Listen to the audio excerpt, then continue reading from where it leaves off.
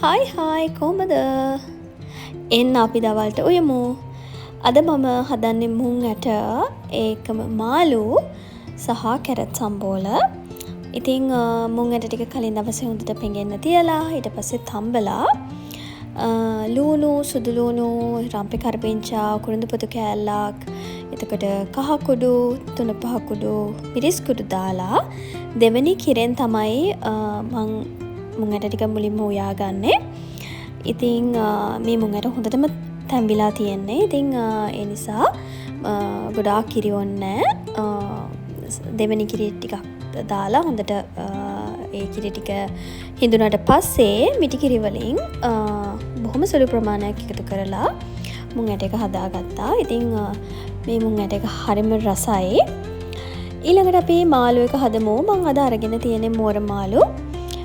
මෝර මාළු ටික මුලින්ම සීසන් කරගන්න මම එකතු කරගන්නවා ලුණු, එතකොට බැදපු තුන පහ, කහ කුඩු, එතකොට මිරිස් කුඩු, චිකන් හදන්න මම ගෙදර හදාගත්ත තුන පහ මිශ්‍රණයනුත් ටිකක් එකතු කරගත්තා. අමුතුන පහ චුට්ටකුත් එකතු කරලා මේ විදියට හොඳට කලවම් කරලා සීසන් වෙන්න තියලා අපි දැන් මාළු එක හදමු. තෙල් ටිකක් ලිපේ තියලා තෙල් රත් වෙනකොට කපාගත්ත ලූණු, කරපිංචා, රම්පේ තියෙනවා නම් රම්පෙත් එකතු කරන්න පුළුවන්. මට රම්පේ නැහැ අද. ඊට පස්සේ ගොරක කෑල්ලකුත් එකතු කරලා චුට්ටක් කලවම් කරලා ඊළඟට මම එකතු කරගන්නවා ඉඟුරු, සුදු ලූණු, එතකොට කරද මුංගු, කරාබු නැටි, කුරුඳු පුතු මේ ඔක්කොම හොඳට කොටලා ඒ පේස්ට් එකත් එකතු කරලා අපි සීසන් කරගත්ත මාළු ටික මම එකතු කරගන්නවා. ඉතින් මේ විදිහට මෝර මාළු හදවම හරිම රසයි.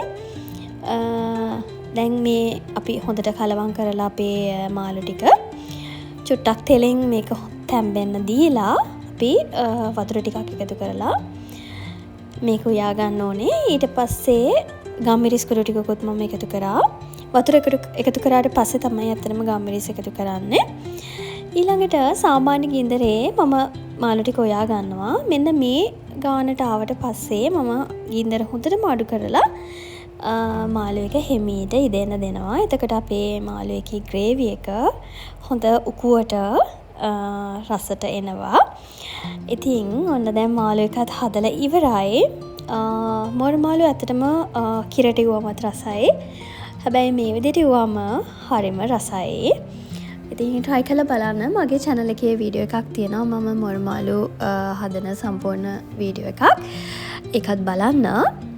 ඊළඟට කැරට් සම්බෝල තමයි හදන්න යන්නේ. කැරට් ටික හොඳට ග්‍රේට් කරගෙන ෆ්‍රෙෂ් කොකනට් තමයි අද පාවිච්චි කරන්නේ.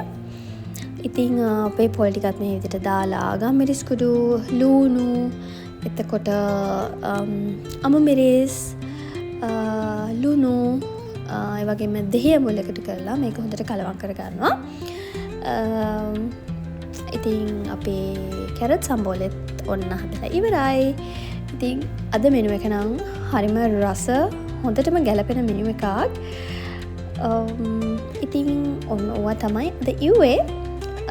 Thank you so much video එක බලුවට. අලුත් වීඩියෝ එකකින් අපි ඉක්මනටම හම්බ වෙමු. එතකන් හැමෝම සතුටින් පරිස්සමින් ඉන්න. ගිහින් එන්න. bye bye.